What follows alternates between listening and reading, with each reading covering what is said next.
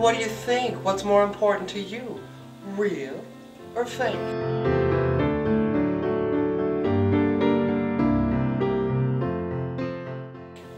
Yeah, we're talking about Christmas trees, all right. This is BJ with a little bit of helpful hints on making a decision.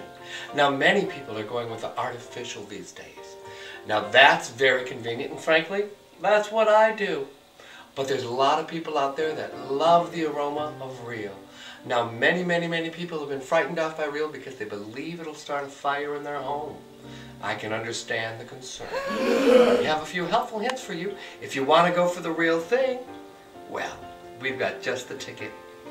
For years, the growers thought the negative image was really hurting their business, arguing that trees are a renewable resource, says Pat Wischerting, a representative of the Minnesota Forest Resource Council. I think people are starting to come back to the real thing. I do too. The tradition of decorating trees predates Christianity and the Christmas holiday. According to a document on the website of the University of Illinois Extension Service, www.urbanext.uluc.edu, we'll give that to you across the screen there. You can see that? You can do some research on your own.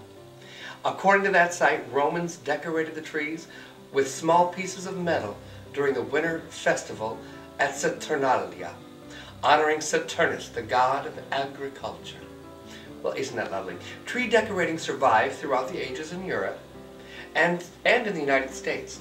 According to the document, however, it did not truly become fashionable in the United States until 1850. Very popular then. Now, according to Wischerting, the most common trees in Minnesota, that's where we are the Norway pine, and the Scotch pine, and the white pine.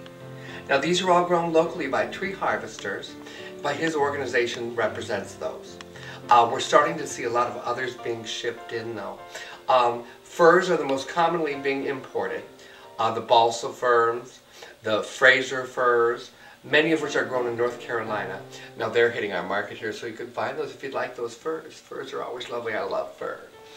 Now, one of the main attractions of the fir trees, he said, is the fact that they retain their needles very well. Well, that's a helpful hint. I hate all those little needles all over the house. Spruces tend to lose their needles, he said. Spruce, stay away. Don't do it.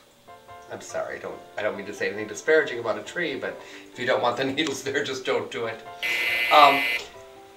But he said the needle retention is the most important factor in determining a tree's health. The first thing you want to do, check, when you look at your tree, he said, is you shake it and see if a lot of needles fall off. Just give it a good yank, shake, yank. Do that for me, would you?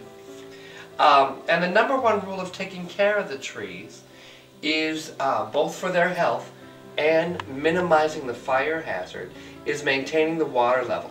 Trees should be placed in a stand that carries at least 1 gallon of water. 1 gallon.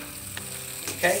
And water is not the only thing it should hold. Excuse me. Water is the only thing it should hold. Now, they said there's a lot of myths out there, like aspirin and sugar helping with the needles. Not going to happen. It's wasted time. Don't do it. There's no supporting research at this time for any of those things. Don't bother. Constant maintenance of the water level, according to Wischerting, is also the best way to keep a tree from becoming a fire hazard. Maintain, all right? Other measures like keeping a tree away from the fireplace until you're going to burn it. Don't do the heater. Use only UL approved lights. Only approved. And adding fire retardants can help, but nothing compares to water. Good old H2O. It's always something you can depend on.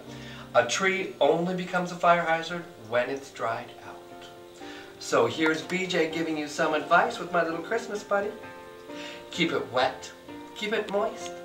And I think real is a nice thing, don't you? Bye-bye. Happy holidays.